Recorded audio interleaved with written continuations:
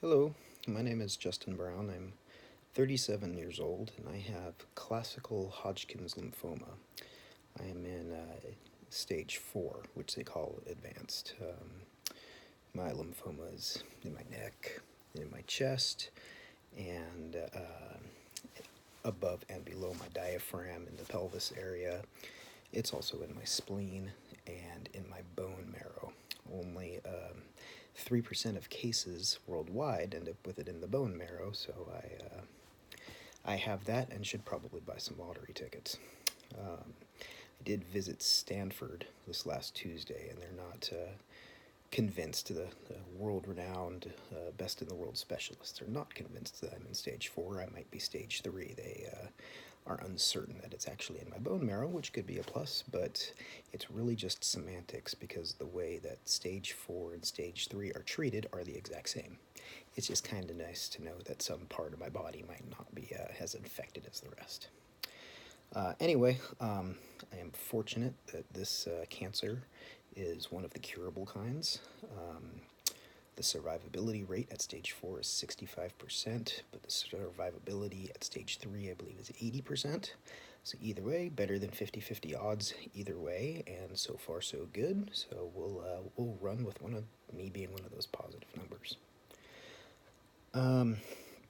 So if you're watching this video, maybe you've just been diagnosed with it yourself. Maybe someone you know is, or maybe you just happen to know me and you're like, oh my god, the quiet introverted guy that never talks to anyone is actually making a video. Well, this video is for those who might find it useful, and I think a little bit for me as well. It's been thinking about making this for a little while. It's hard. It's hard to talk about it. Sometimes. It's not hard to talk about it in the moment with people. It's hard to sit here and talk to a video screen about it and know that if I get the courage and hit the upload button, anyone in the world will see it. I'm not a public person. Like I said, I'm pretty introverted, keep to myself, have a close-knit group of friends and family. You all know who you are. And I have some of the greatest coworkers in the entire world. So a little about me. I think this video is just supposed to kind of chronicleize what I'm going through over the next 6 months. The doctors have told me that I'll require 6 months of treatment, and hopefully at that point I will be cured.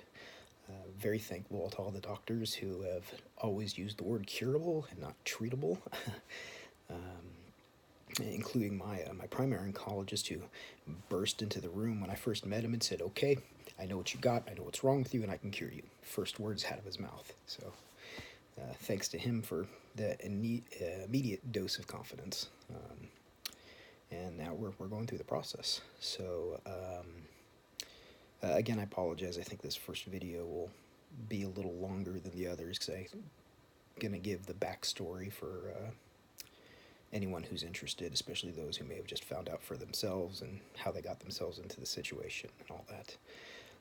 For me, it goes back almost a year to properly tell the story. It's the beginning of August 2018 now. August 3rd, yeah, today's August 3rd. In September or October of last year, really decided I didn't want to be fat anymore. I was 215 pounds, I wasn't feeling good, I wasn't sleeping good, I looked terrible, both in and out of clothes, and knew that, I knew a change needed to be made. It had been coming for some time, especially working in law enforcement like I do. You need to be fit, you need to be able to handle situations. So got tired of being nasty. So my buddy Dan had turned his living room at the time, and then later his garage, into a full gym, and I started working out with him for 3, 4, 5 days a week, depending on how scheduling went, and kept that up. From either September, October until March, when my schedule had to change and I had to stop. And during that time, I had dropped over 40 pounds. I'm now 165 pounds, so now I have dropped 50 pounds from that original 215. So I feel real good about that. In fact, I hit the 165 landmark 2 days ago. So it took August, took 10 months to lose 50 pounds. Pretty proud of myself there. Not to say that continued weight loss at this point in the game is all that important or even desired. I'm just happy to have reached that goal. My goal was 180, but now I'm 165. If you look online at the stupid BMI chart, it says you're supposed to be at 145 for being 37 years old and 5'7". That's crazy. But by the time this whole cancer process is done, maybe I'll be there. So we will see. Anyway, back to the story. My schedule changed in March, and in early April, I started feeling a little weird. I got this long, drawn-out smoker's cough. This that would just come once or twice a day, and it would just be like that, and it was out of nowhere. And I had a little shortness of breath in my chest, and I had some back pain. And I attributed the back pain to working out. Months and months of it, because it's not the first time I'd had back pain from either incorrect lifting or just muscle growing or whatever. My body was changing quite a bit, burning off all the fat, and I actually had some noticeable muscle growth. No six-pack yet, but my arms, I could flex my arms and see muscles in there. You could really see it in my back. It was really a cool transformation. But I had I didn't feel sick. I just had these three little issues, and I let it go for a month. And finally, after a month, it bugged me, so I went to the doctor and told her what was going on. I said, "No, the craziest thing. I don't feel sick, and I feel fine. I just have these three little issues." So she checked me out and said, "Yeah, for the most part, you're fine." And she sent me on my way with an antibiotic to try and take care of the shortness of breath in case there was some kind of respiratory infection. So I did that for a week and didn't get any better. And during that week, I started to get a pain in my lower left abdomen, in the intestine area. So below the belly button on the left-hand side, I guess across from where your appendix would be. I lost my appendix when I was in my early 20s, so same general area, opposite side of the body, if you can relate. And that hurt pretty bad. So I went back to the doctor and said, "Hey, pills didn't work for this, and now I have this pain down here." She thought maybe it could be a diverticulitis issue, so she sent me back with another prescription, and one for the diverticulitis as well. I also went and did some blood work at this time and took a chest x-ray. And she called me the next day and said, "Hey, I got your results back. The antibiotics that she had prescribed," she said, "please stop taking them. They're not going to help you. You have pneumonia. And you might have the diverticulitis thing going on, but you've got pneumonia." And I said, "No, okay, that's strange. I still do not feel sick whatsoever." And she goes, "Yeah, but your chest x-ray is back and it's clear as day that you have pneumonia." So, okay, I've got pneumonia. It didn't change anything. I went to work every day. I did everything I needed to do. I took the pain reliever for the diverticulitis /pain, and that seemed to help. And got to the end of the next week. So now we are in May, and I might have missed a week in there as well where I didn't go back to the doctor, or maybe I didn't get a different prescription or something, I don't know. But whatever it is, we're coming up on Memorial Day weekend. It's the 25th, I think, whatever that Wednesday was.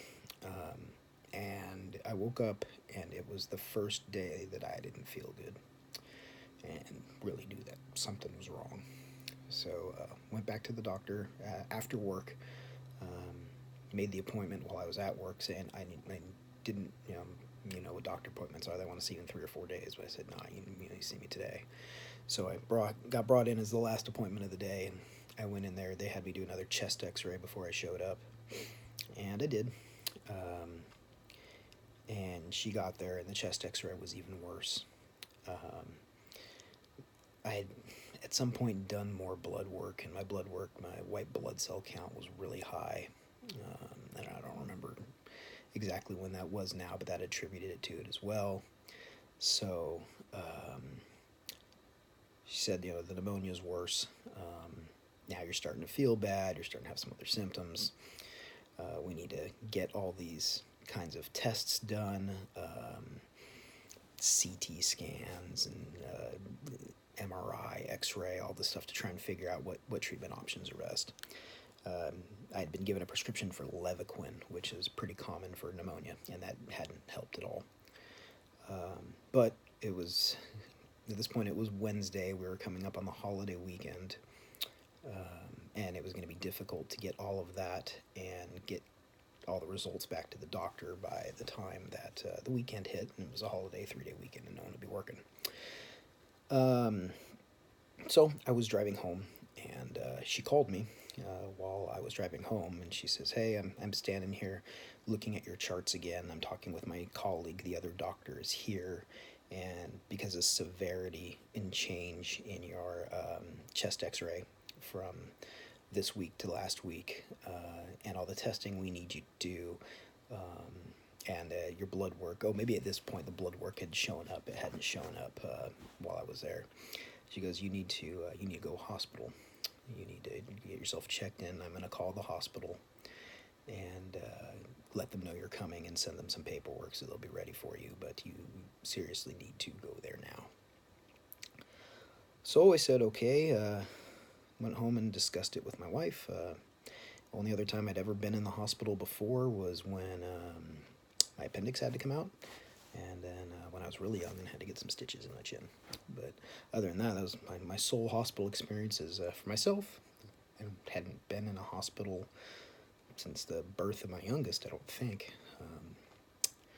So we drove down to a hospital and got all checked in, went through the process and everything, and they took me back and got me into an ER room and ran me through the MRI, ran me through all the tests, within 1 hour, ran me through all the tests that the doctor had wanted me to try and do over a 2-day period with the holiday weekend coming up, so that was pretty cool. So the doctor came back to see me and said, "Hey, you have really bad pneumonia. You've got something else going on in your chest as well called a pleural effusion, which is when fluid starts to build in this little space between your lungs, or the lung sac that it's in, and another protective layer sac. The best I can explain it. Your body naturally has about a teaspoon or two in there for lubrication, but my body had started producing this fluid in there, and it was causing the shortness of breath as it was pushing on the airway, or pushing on the lungs. So he said, yeah, we've got to admit you into the hospital. You're going to be here for a little while, and we'll get you squared away. So they found me a room, gave me some really good painkillers because my back was killing me. I was starting to get this flank pain above my right butt cheek that just shot straight up my back, and that was from, they told me, my lungs and the lung sac getting so filled with fluid that it was starting to push on other organs, causing that pain. And I asked them, I said, geez, how much fluid is in here? And they said, we don't know yet.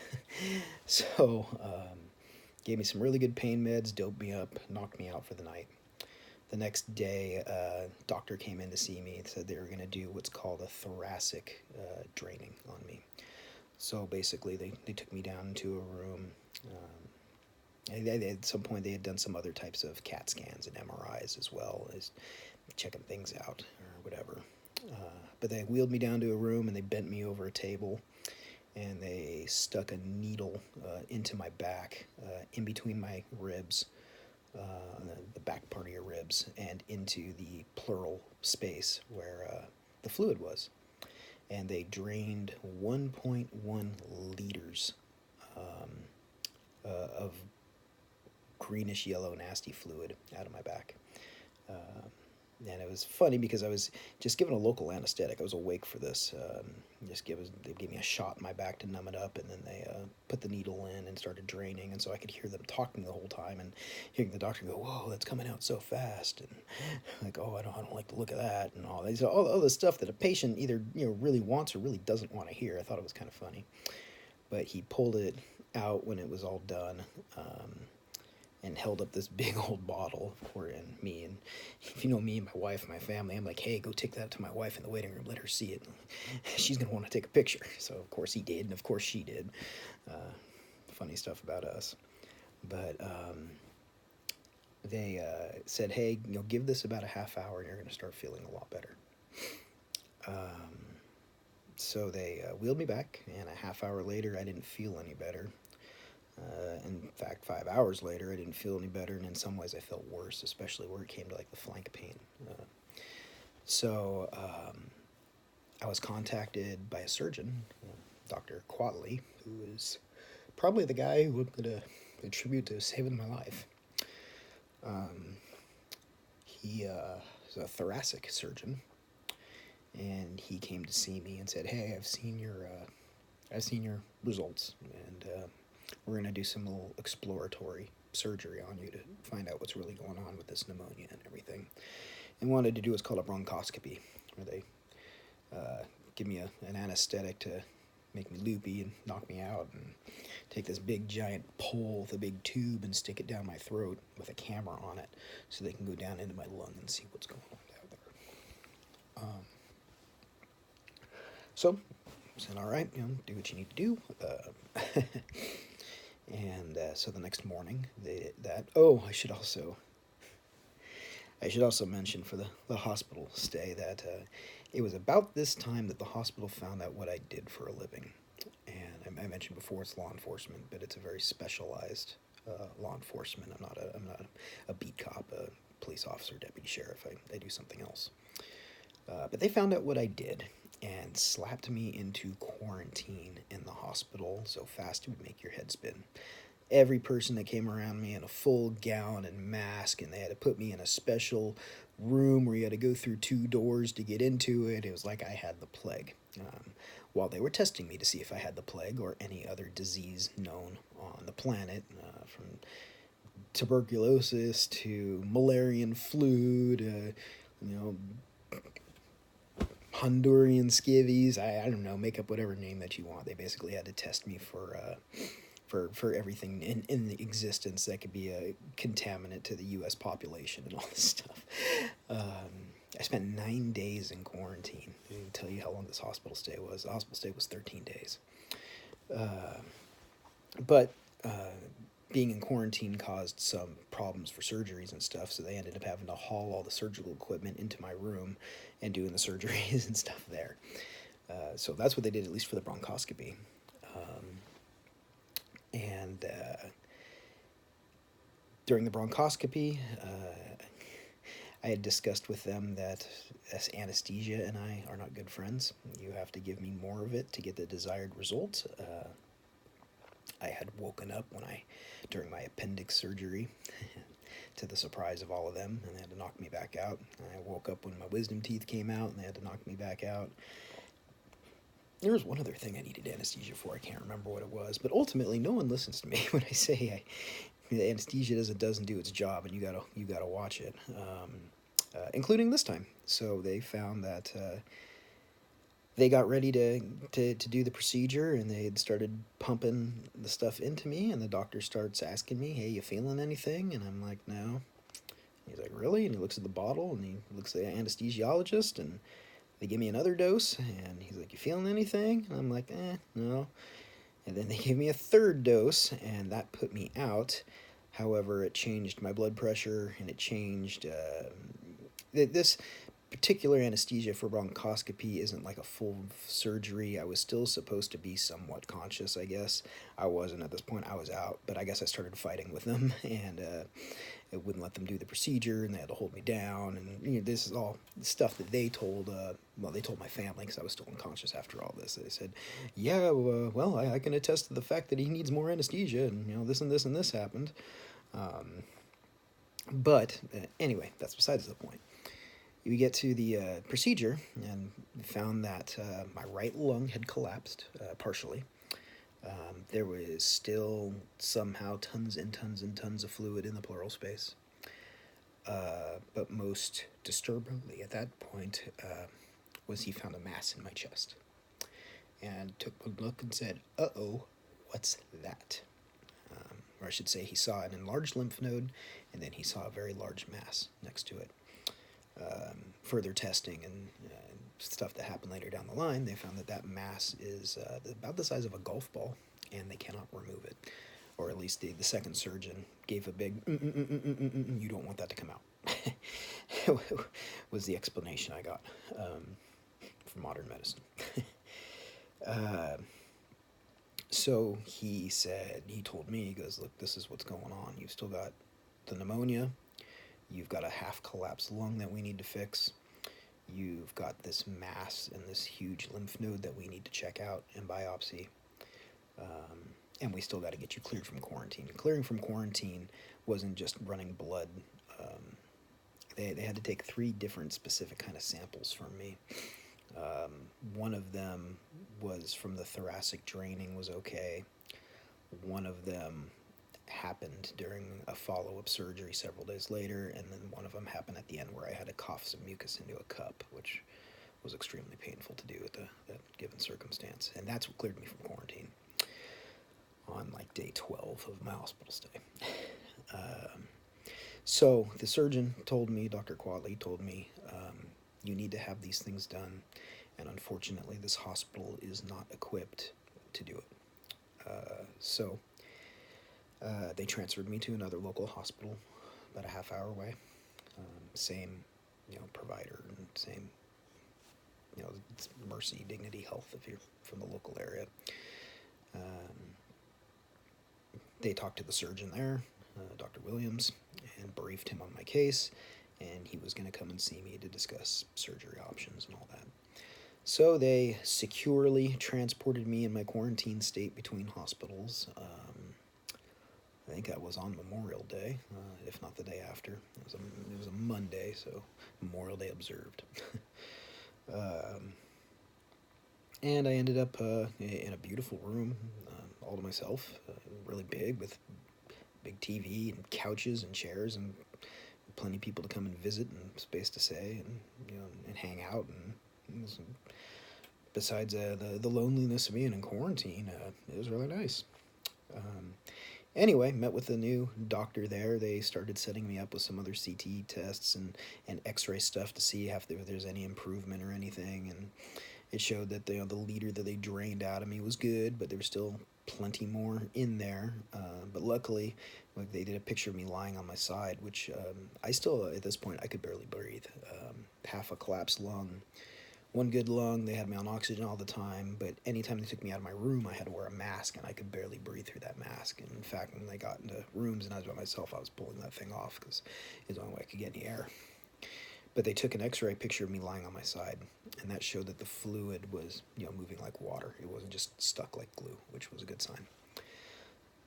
So I met with the new surgeon and his assistant, and they ran me through a gambit of tests to decide if they could just give me another bronchoscopy, this time with more specialized equipment, to go in there and take the biopsies of the lymph node and the mass in my chest, and to blow up my lung and get it so it wasn't collapsed anymore, or if they were going to have to do that and what's called VATS surgery as well, which is video-assisted thoracic surgery, where they cut a hole in your side, and they go in there with a camera and a knife and everything, and they get into the pleural space, and they hose it out, take a vacuum and suck it all out. So they ran some more tests and decided that both needed to be done. He said that you got so much pneumonia in your right lung, and everything in there is just a big, angry, bacteria-infested mess. It needs help. Your body's not going to do it on its own. We've got to get the stuff out of you. We got to blow up your lung. You need this surgery. So they scheduled it for 2 days later, and I went through with it. The surgery took about 45 minutes longer than it was supposed to, and because it was difficult. The doctor then went and talked to my folks, and I'll relay the story from my folks because after the surgery and even seeing him later, I was out of it, and I don't quite remember everything that was going on. In fact, I have some memory loss. I will tell you, this is the one time that the anesthesiologist listened to me. He came to see me right before the procedure. I told him my history, including what had happened just a couple days before with me fighting him while I was under. And I can't remember what his name was, but he was a very nice guy. And for the first time ever, an anesthesiologist listened to me. And I had zero problems during the surgery. In fact, I have memory loss from it. I remember them wheeling me into the pre-room, and then they had to get me out of there after just 1 minute when they found out I was in quarantine. This was the surgery that they had to do in the regular operating room, but they had to spend a couple hours prepping it for quarantine. So my surgery happened a couple hours later than what was scheduled. And I went in there, and everyone's looking like aliens and head-to-cover suits with ventilator systems going through it. Everything was all very funny for me because I was sure that I had no third-world diseases or anything, which I don't. But I remember climbing off of my bed and onto the operating table, and they hadn't even hooked me up to anything yet. And I lied down and I put my head in this little U-shaped section for your head and neck, and I thought to myself, this is kind of comfortable. And that is the last thing I remember. The lights turned off. I don't know how much after that they actually talked to me or what they had me do or anything like that before they started giving it to me. But at that point, the lights turned off, and the lights turned back on as I was being pushed back to my room by one of the staff with my whole family around me. Yeah, anyway, the story that I got from my family was the doctor came and saw them afterwards and said that the surgery had gone more difficult than he expected. It took him an extra 45 minutes. As a result of that mass in my chest, it was a big, he expected to cut into it and just take out a piece, but it was like a rock, and he was having to continuously swipe at it with his knife while trying to avoid an artery and a vein and all this other stuff, and he would break off a little piece, and the pathologist that was in there would say, nah, that's just inflammation, you need to get me something better, so he'd have to go back in and try again. Finally got the piece that was sufficient for the pathologist, but he also took a little bit of the lymph node to biopsy it, and they took a little skin tag, I think he called it, that was on the side of my lung. He just cut that whole thing off and pulled it out to test it. And then they took a little quarter section of my right lung as well to test that. And in those tests, I guess just kind of standard to find out what was going on, but they were also doing one of them to help clear the quarantine as well. So thanks for that. So went into recovery. Also found that during the VATS surgery, that didn't go completely according to plan either. He ended up having to put a second slice in me. So instead of just one slice and then where the drainage tube went, I actually have two slices. I look like I lost the one and only round with Wolverine very quickly, if you look at my scars now. So he said he got in there, he drained everything. It came out as the consistency of motor oil. It was going to be okay as far as that goes. And over the next several days in recovery, they were doing more x-rays and CT scans to see if there was improvement, and there was. And it took a while. In fact, my clearing appointment with that surgeon was only last week, and he still said there was a little bit of something in there, but at least I feel fine at this point. But more importantly, pathologists started seeing me in the hospital and saying, hey, we might have a problem here. We're looking at these reports, and we're sending them out to further testing and all that, but we think maybe you have Hodgkin's lymphoma, that you have cancer. And that came as an absolute shock to everyone. There was some runaround that was given to me in the hospital. I won't go too much into it, but ultimately it comes down to, I think, that when it's with hospital staff, no one likes to give bad news. And so maybe someone has to let you know something, but gives you like some little glimmer of hope, saying, "Hell, we have some pathologists that are disagreeing. One says you're okay, the other one says no, it's lymphoma. We have to send it out for this other testing." Pathologists even came to see me, both of them, and saying, "I think you're fine. Very, very, very low chance." And another one was like, this dude was so giddy that it was gonna have cancer. It was like he's bouncing off the walls. It was like the happiest day of his life. He's like, "I get to diagnose someone with cancer." It's like, you have no bedside manner, and you're lucky I cannot get out of bed right now because I just want to whoop your ass. And I never saw that guy again. Zimmerman, that was his name, Zimmerman. But it took a couple of weeks after I was released from the hospital before all this cancer stuff even started happening.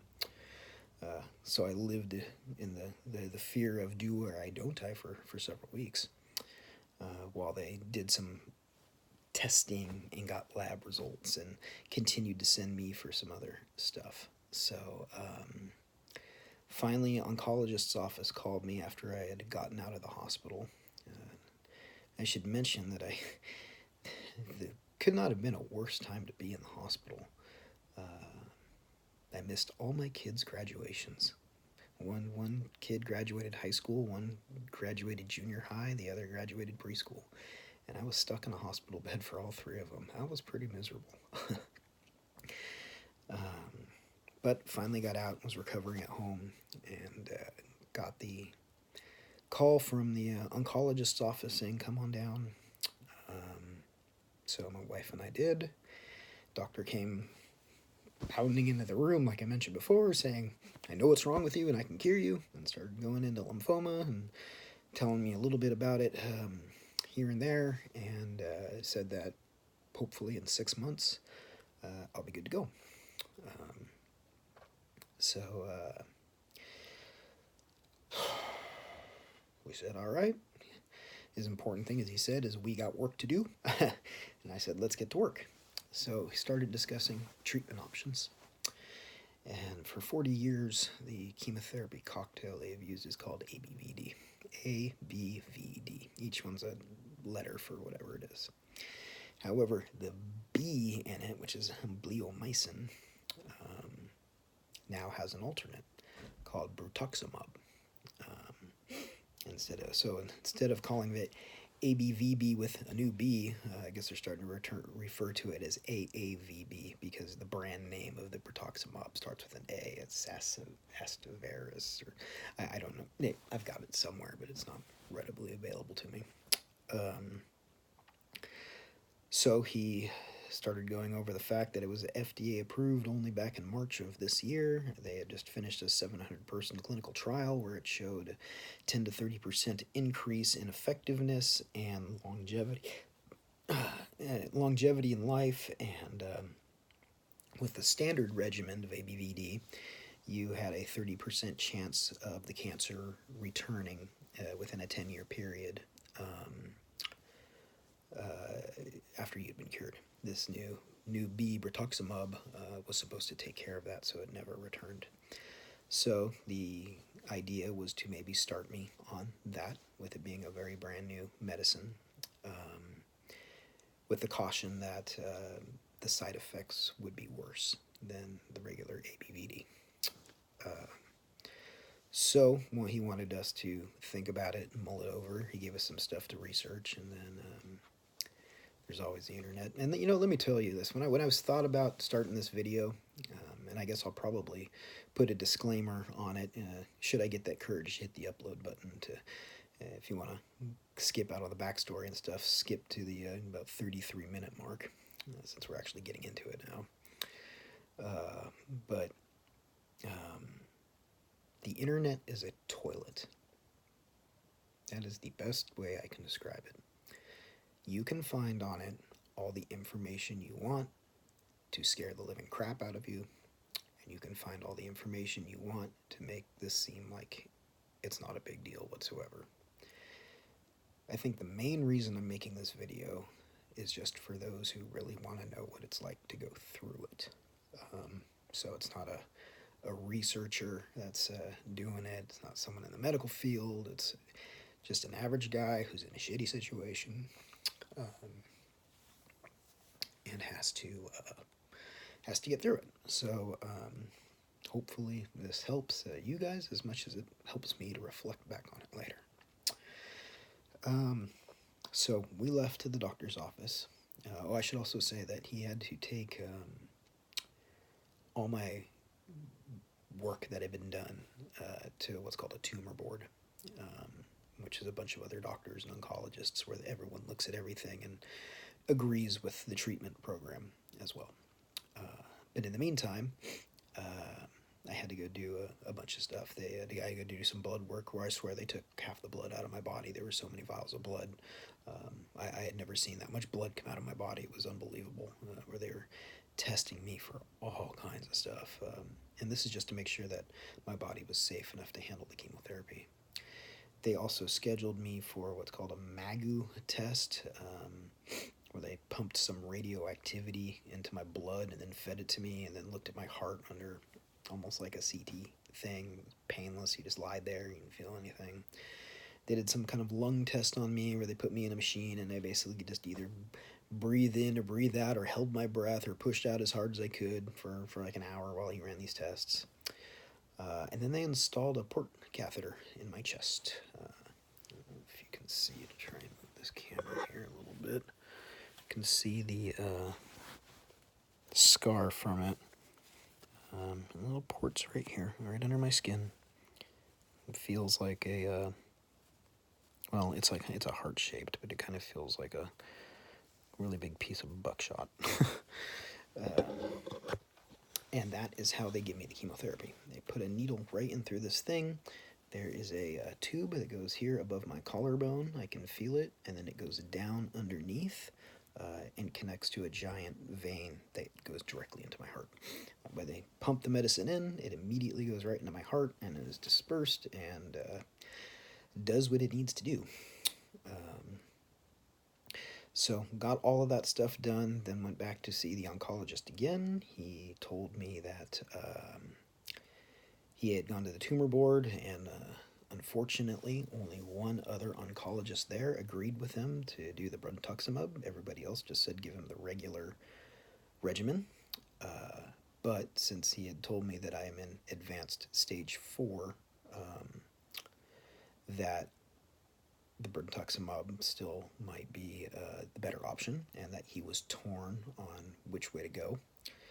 He had called a friend of his at UC San Francisco, and this guy is one of the top 20 for lymphoma in the entire world. And they had discussed it, and he had looked at my stuff, and he said, no, give him the brentuximab. So we wanted to make a decision together, and we did. We decided to go for it. I'm the office guinea pig. No one at the infusion center where I go has ever had it before. I also mentioned that I had a second opinion done at Stanford. Not that I believed that I didn't have lymphoma, but for having stage 4 lymphoma, Stanford is the best in the world. They call them lymphocytes there because they specialize. Of all the cancers they do, Hodgkin's lymphoma is the number one thing they specialize in. And I wanted the best in the world to look at it and to have as many eyes on it as possible. I thought was prudent and a good idea. And my oncologist had even recommended second opinions from our very first meeting, saying anything you want. So he has no ego where it comes to that. So I told him during the second meeting I wanted to go to Stanford. He already knew who to send me to, who the number one specialist was there, and he actually there were acquaintances of some kind, so that's who I went and saw. And Stanford was extremely thorough. The appointment was about 4 hours long, and they pulled health records and video and scans from way before I even had the pneumonia, so they could start comparing everything. They came back saying they were unconvinced that it was stage 4, thinking that it wasn't maybe in my bone marrow based on my PET scan. Oh, yeah, that was another test I had to do before the chemotherapy, a PET scan, which is basically they dump this radioactive substance in your blood, and then they lie you in a dark room in a recliner chair for 45 minutes with nature music playing to settle you down and say don't move at all, because the stuff has to course through your body and it will attach to the cancer, and doesn't do anything to the cancer. They just hang out like buddies. But if you move around and flex your muscles, it will go to the muscles and stuff instead. So they sat me in there for 45 minutes, and then they did this test. And that showed where all the cancer was in my body, and that gave the distinction that I was in stage 4 and all that. But the question mark on whether I'm stage 3 or stage 4 is the bone marrow. And that is because I guess the bones in my body lit up like a Christmas tree. And that's what made them go, whoa, stage 4, you've got this stuff everywhere. But Stanford said, nah, that's not right. Yeah, your bones lit up, but that's not what we're looking for bone marrow. It should only be like little areas that pop up here, pop up there, like, you know, little circles or whatever to show bone marrow. If your whole body lit up, that could have just been something with the scanner. So they're not convinced that it's in the bone marrow. And at this point, both Stanford and my doctor agree that a bone marrow biopsy is not needed, because even if I had it, so what? The treatment for stage 3 and stage 4 is the same. So they prepped me for chemotherapy. They set the first date. Today is August 3rd. Yesterday was the second treatment I received.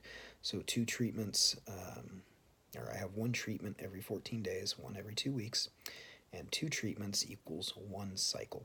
I am scheduled for 6 cycles, which will put me done with chemotherapy in mid to late January of next year. That's still a long time away. So, what is the process like? We walked into the infusion center, and I took a look to the left, and it's just a long hallway that's lined with recliner chairs. And every one of the chairs had a very elderly person, and I'm talking 80s and older, sitting in it, looking like death warmed over, with these attachments in there. And this infusion center does more than just chemotherapy, so I don't know what these folks were here for. But I took one look at it, and seeing that I'm at least 50 years younger than the next youngest person in this room, and went, oh my God, it's a graveyard. In which case, I got the appropriate chastising from my wife from the comment. But the nurses grabbed me and took me to a private room in the back, and said that first-timers always get a private room. And actually, I had a private room yesterday too, so I'm thinking that as long as I keep scheduling my appointments for late in the afternoon to be the last one of the day, I might always get one. So we'll go with that, so I don't have to sit out there like a tombstone. Again, if my wife is here to hear that right now, I'd probably get another elbow in the ribs. A little world conceit and said, sorry, it's some of the dry law enforcement humor there. But they took me into the room. The nurse was very nice. She explained what was going on, and there's a big TV and all these DVDs to choose from if you want to or not. But realistically, when you're going through the process, you're not so much in the mood to do anything but kind of sleep. The stuff that they give you puts you in a whack. So they, for the first visit, they had packets ready on every single medication that they were giving me, with possible side effects and what this can do to you and what it's for and everything. And it's really good literature. My wife made a giant binder for me that has all my prescriptions and has all the paperwork and appointments and everything. It's very, very organized, very nice of her to do. So they hooked me up. They picked me with a needle, and they accessed the port, as they were saying, which the first time they accessed it, it kind of felt like a bee sting. You can get some lidocaine and leave it on there for like an hour, and that's supposed to completely numb it and take it away if you need it. But the first time I got it, it just kind of felt like a bee sting and hurt for a couple seconds, and that was it. No real big deal. And then they flushed it out, and then they gave me my pre-chemo cocktail, which is a bunch of steroids and Benadryl and Zofran, which is an anti-nausea, and Pepsid to help with heartburn and nausea. Tylenol is in there and stuff like that. Benadryl made me pretty loopy. It was like being intoxicated without the fun buzz part. Don't like it. I don't like the way it makes me feel. Maybe it's the steroids too or whatever else is, but definitely Benadryl played a role. So then they brought in the chemo in the bags, and one by one started feeding it to me. The A medicine they call Red Devil because it comes in a big red tube that they actually squeeze into you themselves. Excuse me, over a 5-minute period, and tell you I don't know why. Remember what the reason they called it Red Devil was. I was pretty loopy and stuff at this point. And they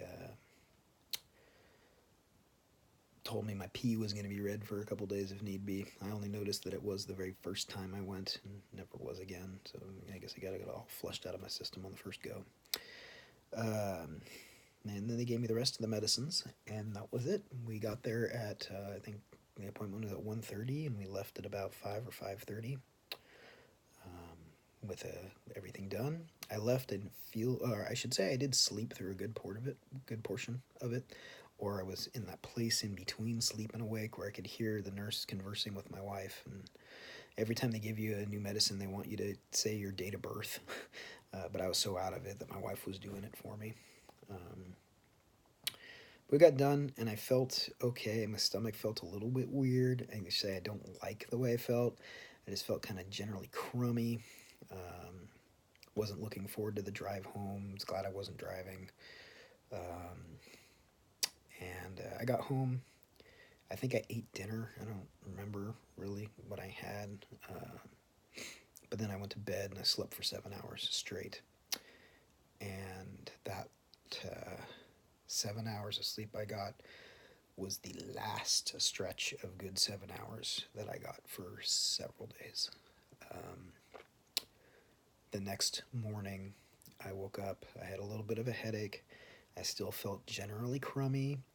Nausea was not bad. I should mention that I have a prescription for aprepitant. If you're going through this would be something I definitely recommend you get from your doctor.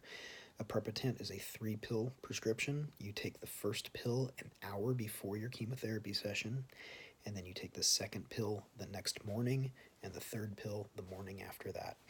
And it has worked for me. It has worked wonders. I have had very, very, very little nausea so far. And the little bit that I got, they also gave me a prescription for Zofran, and I just pop one of those, and it keeps it completely at bay. 10% nausea, no vomiting, no even concern over it. They also gave me a prescription for Reglan, which helps with heartburn and nausea if you have that, but taking Pepcid every day. And I should say Stanford recommended while I was there to add to my regimen Pepcid in the morning, Pepcid in the evening, and then a stool softener called Colace. Don't get Cenexin, don't get any of the other weird stuff you get yourself. Get something called Colace. It's a little red pill, and you take one of those in the morning, one in the afternoon, or one in the evening, and that will keep you regular. I'll get to what happened to me as a story progresses, but needless to say, my doctor's office just said, watch out for constipation. They didn't harp on it as good as they should have. So, in fact, I knew constipation set in almost immediately because that next morning, so I had the chemo on Thursday. Friday morning, I got up and I used the bathroom and passed a very hard stool. And I said, whoa, that constipation started quickly. And then I didn't have a bowel movement again for several days. And problems started, so I'll get to that nasty stuff if you want to hear it later. But I woke up that morning, I started my regular day. I stopped by the infusion center again because the second step is they have to give you a Neulasta shot under this medication, and that is to promote white blood cell growth, because one of the things chemotherapy does is it destroys your white blood cells and makes you neutropenic, which means you are extremely prone to infection, disease, and death. So I'm you can see this video quick. Where am I in this room? I'm in my bedroom. I'm kind of quasi-motoed here a lot of the time right now when I'm neutropenic. And you kind of can't go out in the world. You can't be around sick people because if you do get sick, you have no way to fight it off, and you will land back in the hospital on antibiotics. and I'm sure if you're learning all this, you've got this. You don't need me to go into the specifics of it. You know what's up. So anyway, I got my new last shot at about 8 in the morning. Went into work. Around noon, I started to experience my first real side effect, and that was testicular pain. Um, for guys out there, it felt like the worst case of blue balls you've ever had. For women out there, I have no way to describe it to you other than it was just throbbing like crazy. No amount of painkiller would relieve it, and that throbbing lasted 8 days. On top of that, I started getting other side effects. So there would be times where the throbbing testicles were the worst thing going on in my world. There were times where it wasn't. My headache started getting worse. I started feeling like I was getting like an ice pick stuck in the back of my head. But headaches, I've had headaches my whole life for reasons, and I found that to be manageable, and over-the-counter Tylenol and stuff seemed to put that at bay a little bit. The next big side effect that happened was jaw and tongue pain. They warned me with the Neulasta shot that you could get bone pain from this, as it affects the changes in your bone marrow. And didn't quite know what to expect for that, or didn't exactly know what bone was going to hurt or whatever. But jaw pain was also a side effect listed. So I don't know if I ever really had bone pain, or if what happened to my jaw was the bone pain they were talking about. But it was wild. It was 3 days of intense pain. You kind of think of the worst dual both side ear infection you've ever had, radiating down your entire jaw, and just throbbing and hurting. You want to open and close your mouth. My tongue was on fire. Every taste bud, every nerve, everything completely just activated. It was like someone opened my mouth and dumped in a gallon of pepper spray into my mouth. It said, ah, it just, every 5 minutes it opened up again and gave me another round. It was horrible. Couldn't eat, couldn't drink, couldn't even get a straw far enough past to try and suck something because it started to hurt down my throat as well. Truly, truly miserable. Did not get any mouth sores. They said mouth sores could happen as well, but fortunately, didn't get any of those. My wife picked up an Oragel mouthwash with pain reliever in it. That did seem to help a little bit. It took the edge off. It took you from thinking that your face was going to explode from someone throwing a bunch of fireworks in your mouth and lighting them off. So it made it so you could actually go, it still hurt to do anything. But it did take that edge off. So if you end up experiencing something like that, give that stuff a try. There's another thing.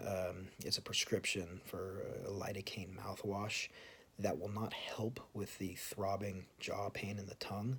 But if you end up getting mouth sores, it's supposed to help from that. So Stanford believed, and even my oncologist are believing that the jaw pain is not a result of the chemotherapy side effect. It's from the Neulasta shot. And one of the things that happened was I got the chemotherapy in the afternoon, and I got the Neulasta shot first thing the next morning. You're supposed to allow at least 24 hours to go by before you get that Neulasta shot. So we'll be trying that this time and seeing how that goes. Had those side effects, had the groin pain and the jaw pain and a headache. Kept going to work. I went to work every single day. Work was very difficult to get through, and I probably should not have been there. But luckily, I am in a position where I can get through things, and I have again probably the best staff, coworkers, and friends there in the entire world, who all know what I'm going through and are some of the most supportive people I've ever seen. I love you all. Got through work. Was also dealing with constipation, having very little bowel movements, and having some stomach pain. By the time the following Wednesday came around, I couldn't take the testicular pain anymore. There was just no relief. There was no let up. It was just constantly throbbing. I ended up going to an urgent care center where they looked at it, and they, no hernias, nothing major, no swelling. They thought it may have even been a bacterial infection that happens to guys in their 30s. Usually it's STD related, but that isn't possible for me. And my wife and I have been together for over 10 years and not worried about STDs. But she gave me a prescription as a 50-50, saying, maybe this will help, maybe it won't. And if not, then it's what's called referred pain, which means your body doesn't know how to generalize pain on the inside of the body. It doesn't know, your brain doesn't know where to say it's exactly coming from so you can treat it. So it just kind of picks an area. And for me, it decided to pick my testicles. So there's really nothing wrong with them. That's just where my body's saying, hey, something's wrong somewhere. And the oncologists believe that it could have been the brentuximab that's killing the lymphoma and doing its job in the spine. And you're getting the reaction from that. And so not a lot that could be done. Also, that day, I started to realize I was getting really constipated. I hadn't had a bowel movement in a couple of days at this point. On Thursday, my stomach started hurting really bad. I knew part of it was the constipation. But I should mention that around Tuesday or Wednesday, another one of the things that you get down the line can be neuropathy, which is you lose a little bit of finger feeling in your fingers or in your toes. So I got that a little bit in my fingertips. Not too bad, but just that it was there.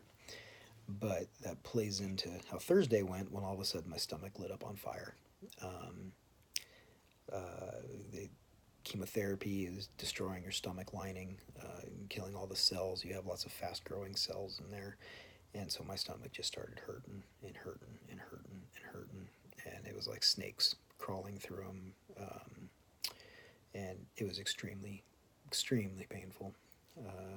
Friday morning came, and I went to work, and I finally had a smaller bowel movement there that released some of the pressure I was feeling, but the pain intensified tenfold. My work threw me a fundraiser that day, and we had a big barbecue, and everyone in the department came down to say hi and participate and everything. It was one of the sweetest things anyone's ever done for me. At the end of it, I was hurting so bad that I had to leave. I mean, everyone was finishing up and cleaning up and everything, and I ended up trying to put on the best face I possibly could and left early, and I don't even know how I made it home because I was in so much pain, but I got out and basically collapsed on the ground in front of my wife and ended up having to be rushed to the ER. And spent all afternoon and almost all night. I think we were there until midnight as they were trying to figure out what was going on with my stomach and my testicles and everything else. And I ended up having some ultrasounds and everything done and good to go. Nice to know that the boys are fine. No torsion or anything there.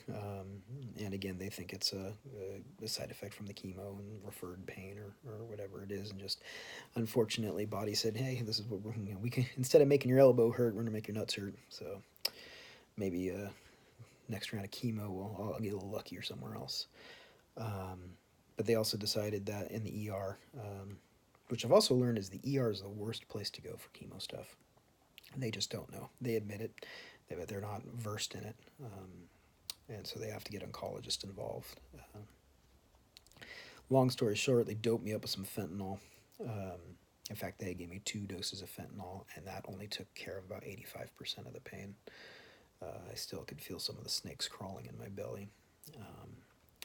So they sent me out of there with some prescriptions and some pain meds and stuff like that. And the next morning, I called the weekend on-call oncologist who reviewed the paperwork and said, yeah, he wasn't convinced anything of what the doctors there had said and that they don't know what they're doing. They're looking for a reason to alleviate your pain and tell you what and give you an answer as to what's going on. But when you're dealing with cancer, you got to let the oncologists do that because the doctors just don't know.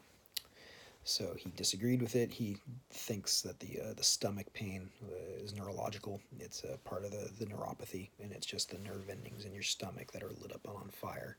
And none of the prescriptions that they gave me there were going to work. He said, "Hey, they gave you a prescription for some Norco. You can go ahead and give that a try since fentanyl is somewhat effective." So I did, and opiates for cancer pains and things like that, don't even bother. Tramadol. They gave me some tramadol. They gave me Norco. They gave me I don't know what else I can tell you. It doesn't work. If you're you work in the line of business that I do, and you're worried about pills and addiction and all that other stuff, let me just tell you right now, just take the over-the-counter stuff, because the big drugs, they don't do anything. I was lucky. One Norco the first time kind of put me to sleep a little bit, and that was it. They're no real big help. So that's how the first week of side effects went. The stomach pain, the jaw pain went away after about 3.5 days. I'd get a little tingling from here and there or on the sides of my tongue a little bit over the next couple days after that. But that was it. The testicular pain lasted until probably 2 days ago. So that was 7, 8, 9, 10, that was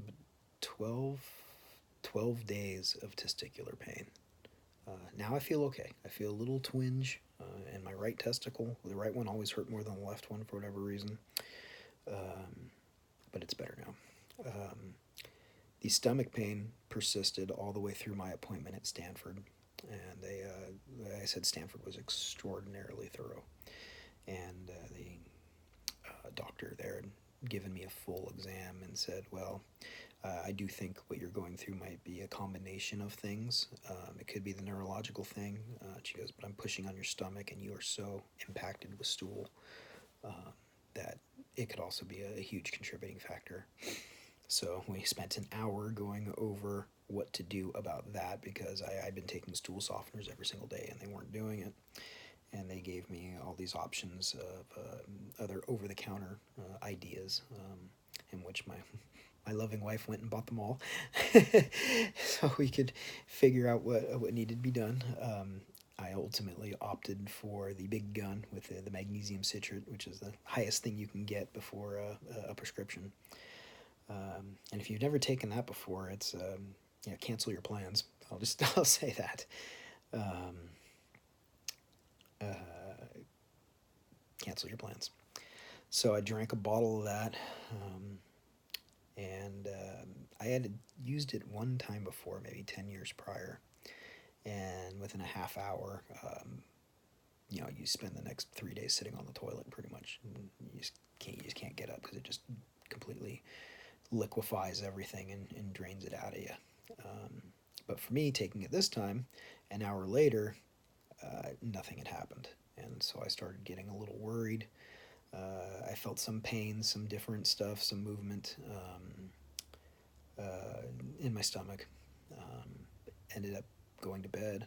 It was a long day at Stanford. We didn't get home till 9 or 10 o'clock at night. But I went to bed, and about 4 in the morning or so, I woke up with a stomach pain and went to the bathroom, and the medicine had done its job, and I started the process of relieving myself. Not that any of you guys want to hear this, but this is just, I guess, part of the story, and as much as I'm telling it, and I'm also rambling, so spent 2 days basically emptying myself, and now I'm okay. The stomach pain, a lot of the stomach pain did go away from this. So if you're going through this, you know someone who is, and you're helping them out, make sure they take care of the constipation part. I didn't really think it was that big of a deal. I do now. It didn't take care of all the stomach pain. I still had some of the snakes, but they were much more manageable. I could move around without feeling like I needed to be hunched over all the time. So now we are going to, today's Friday, let's go back in time 2 days. and I had another oncology appointment. I also had blood work done. When you do your chemotherapy, the day before you do your chemo, you go in and you have blood work done, and that's to make sure that your white blood cell count is high enough, and your other blood is high enough that you can withstand the chemo, and you're not. It's not too much of a risk for you at this point. When I was in the ER the previous Friday, they had found that I was neutropenic. I should say the average white blood cell count is 5 to 10. So that's 5,000 to 10,000. When I was in the hospital for the pneumonia and everything, I was up to 23,000. And that's how you know you have serious infection. Your body's working on stuff. When I got out of the hospital and they were doing the prep work for chemo, I was still at 19 or 20,000. When I had the chemo for the first time, I was still at 19 and 20,000. And that was a month and a half or so after I'd gotten out of the hospital. My white blood count was still that high. Now, maybe that just means I naturally run high, or maybe my body still, the surgeon did say there was a little pneumonia still in there, so it's still doing its job there. But when I was in the ER for the pain, the exploding pain that I had, they found I was neutropenic. So if you're supposed to be between 5,000 and 10,000, I was at 0.2. That's 200 on their scale.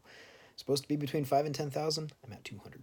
So they were quite freaked out, and all of a sudden people are running back in the room with masks on only for my benefit, saying, we can't get you sick, you're going to end up here, you need to go and quarantine yourself at home, and don't think about going to work anymore, and all this other terrible stuff. Yeah, some weird stuff. But anyway, went and got my blood work done. My blood work came back for the white blood cell count at 17.2, so higher than it's supposed to be and kind of back in my sickly range. And that is actually thanks to the new Lasta shot, because I guess the way all of this works is you do your chemotherapy, and then around between days 7 and 10 is when your white blood cell count drops, and you become neutropenic. I was in the hospital on day 8, so that makes sense. And the Lasta shot that produces the white blood cells and everything is supposed to make you up and back to normal by the time you do your blood draw before your chemo, so you're good to go. So that's what happened to me. They said don't be surprised if from time to time we have to postpone you an extra week because your blood hasn't, come back up. But this time it was okay. So I had my oncology appointment. He said everything was fine. We went over some of the stuff from Stanford that had been sent over. He also gave me a prescription for what's called gabapentin, and that's supposed to help with the nerve issue and hopefully the stomach issue. So this time I think I'm prepared a little better for the chemo side effects. We'll see. There'll be a report on that in the next video. So let's go to yesterday. Yesterday was the second chemo injection. And yesterday was also the first morning I had woken up since the day of the first one where I felt good. I actually felt like myself. I could get up, I could move around. I had no side effects except for these stupid tingly fingers. And it was a little emotional to know that I was going to go in there and feed my body with a whole bunch of poison again and start this next chain effect of feeling horrible for 2 weeks. Had I had a couple more days of feeling okay and feeling normal, maybe it wouldn't be so bad, but I'm a little worried about what the next round's going to be. I should mention one other side effect started to manifest itself yesterday, and it was an expected one. They said it was a possibility it wasn't going to happen. I always figured it just was, but my wife and I had gotten out of the car and started to walk to the infusion center. We stopped to take a picture. And when we took the picture, we pulled back and she looked at her shoulders and she looked at my shoulders and she said, what is all this all over me? And I looked and said, oh, it looks like hair. And I looked at my shoulders and looks like hair. I said, okay, well, I still, at this point, I've still got a full head of hair up here. And they said one of the side effects was going to be that you could lose your hair. And so I looked at her, and I'm wearing I wore a hat for doing this because my hair is a total mess right now. But for the point of doing this, we were standing in the parking lot, and I looked at her and I said, "Huh," and so I reached up into my hair like this, and I gave a little tug, and well, look at that, my hair is falling out. And that's quite a bit of hair right there. I don't know how well it shows you on screen, but there's probably at least 100 hairs right there. Um, so yeah, the side effect of hair loss is hitting me. And I've been receding up here for years, but I still have enough hair to actually have a decent law enforcement style of hair and everything like that. But now I guess I will get to join everybody else in the shaved head club. So probably I would assume that within today or tomorrow I will probably take the plunge and go and get that done. I'm certainly not going to be called patchy and just wait for it all to fall out on its own. But I'll tell you one of the cool things about this is I hate shaving. I shave 2 days a week, Mondays and Thursdays usually, because razor blades have always torn up my face. Whether it's electric razor, straight razor, whatever it is. The best razors I've ever had are from the Dollar Shave Club, so I'll give you guys a plug. I've been using them for years now. Cheaper and so much better than damn Mach 3s. But I shaved yesterday. It was the first time I had shaven in a week, which is why I got this little goatee thing going. But it's been almost 24 hours since I have shaved, and look, no 5 o'clock shadow. No hair growth. So I guess it's I think there's a little scratchiness down here, but I might have just done a poor job shaving down there. So it looks like I'm not going to have to buy razors for a while. I could also tell something else was going on because last week I screwed up my sideburns, and they're usually thicker, and I had to shave it down to start over, and they're not really growing of any kind whatsoever. But yeah, the hair's falling out, and I'm looking, and if you know me, you know I'm covered head to toe in hair. My chest, my legs, my arms, my back. I've got hair everywhere, so people are gonna have to follow me around with a shop vac or something and scoop up all this stuff, and we'll go from there. Have fun with that. Be a constant broom following me around, cleaning up all this until it's all gone. But I started, I was playing around yesterday, like trying to pull my arm hair and everything, and that still at least seems somewhat intact. So if that goes, then maybe it'll take a little while or whatever. Pulling on my eyebrows, and well, there went a couple of those, so maybe the eyebrows are growing too. Eyelashes, maybe they're gonna hang around a little while. That's cool. But definitely what I got on the top is gonna be playing the disappearing act. But anyway, after that little shock, we walked into the infusion center and looked at all the graveyard and the tombstones in front of me and said, "Oh." They had warned me that this time I'd have to sit out there with them. I didn't really want to, but the lady came and got me. She goes, "Hey, you want to come to the private room?" And I said, "Yep." So we went back there. This time there wasn't really a dawdling process of going over paperwork or all that. It was a different nurse, also very nice. She just brought in the stuff one by one and did her thing, plugged me in, accessed. Oh, dang, I should mention. The day before when I went to go have my blood work done, they went and they accessed my port to do the blood work. They'll use your port for everything. It hurt like hell when they put the needle in me. I was not ready for it. The first time, but when I got the chemo done, wasn't bad whatsoever. This time, it hurt. It was, in fact, I sat in the chair and I was like, "Ow," and I've got a pretty good threshold for pain, but that hurt.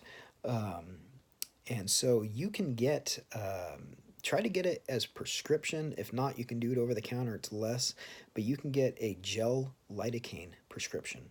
And what you'll do is an hour or two before they're going to access that port, you just rub it on there. Don't rub it in. Make sure it's a giant bead ball, and then just cover it with a little bit of saran wrap, so it stays in place, and it will absorb into the area and it will deaden it. So when they access your port, you don't feel anything whatsoever. So on Thursday, when we went for the chemo, that's what I did. About an hour before, I had both an over-the-counter.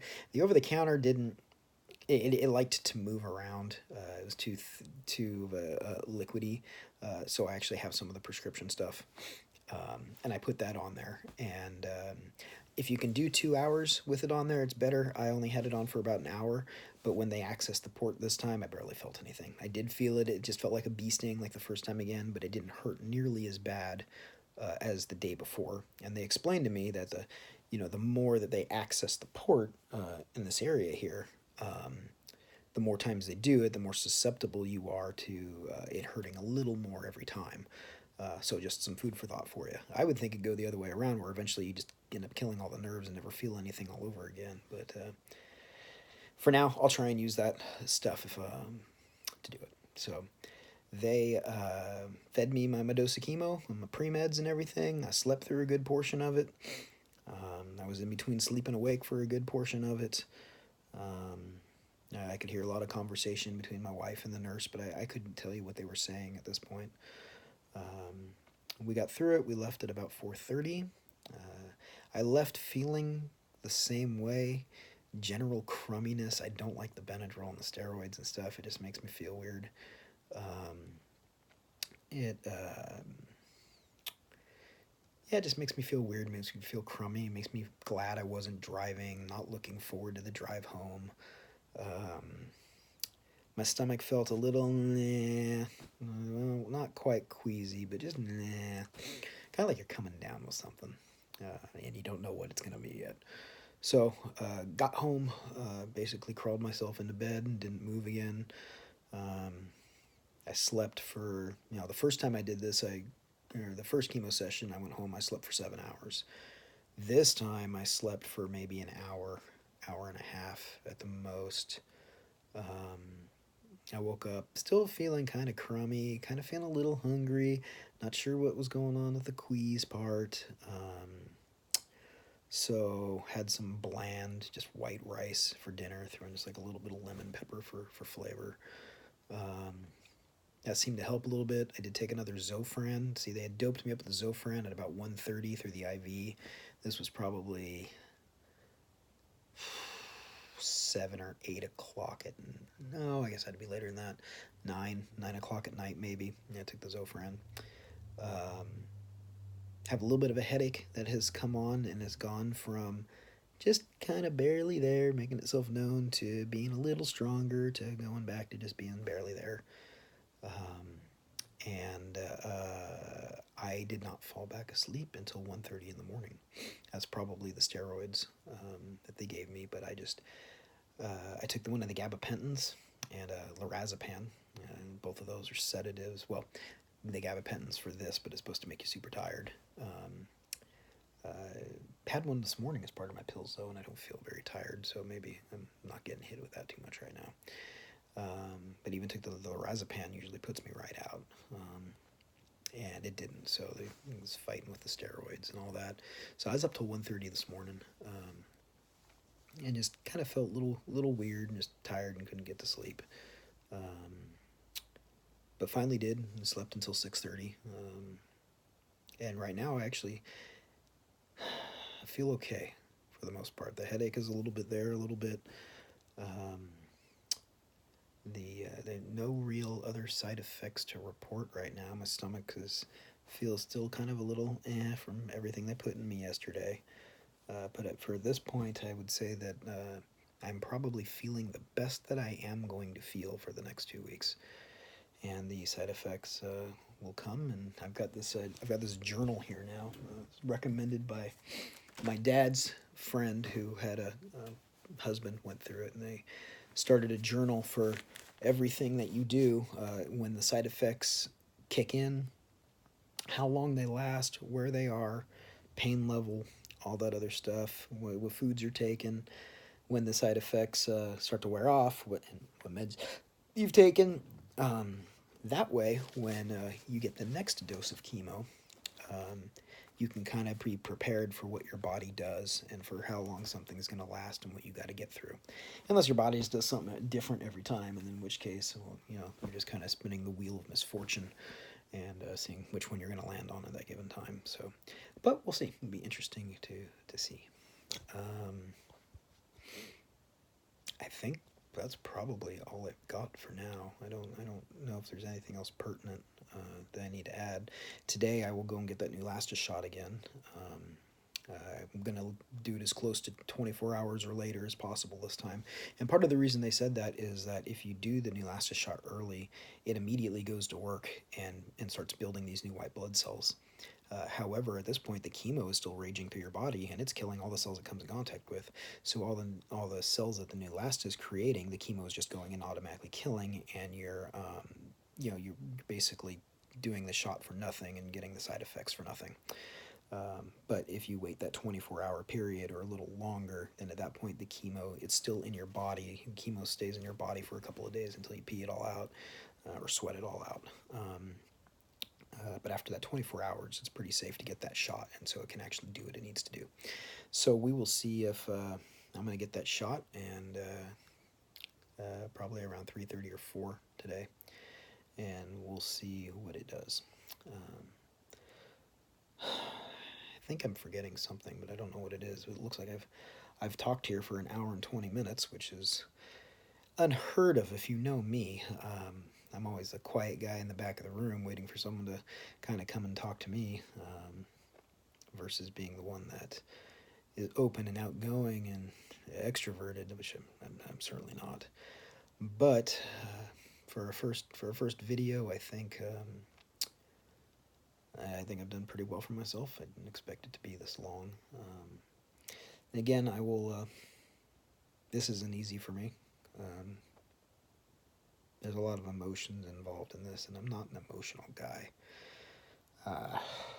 Despite being in law enforcement for over 15 years, I've never known what fear was until a couple of months ago. I've been in a lot of harrowing situations. I've seen a lot of really bad stuff. I've been involved in a lot of really nasty cases, and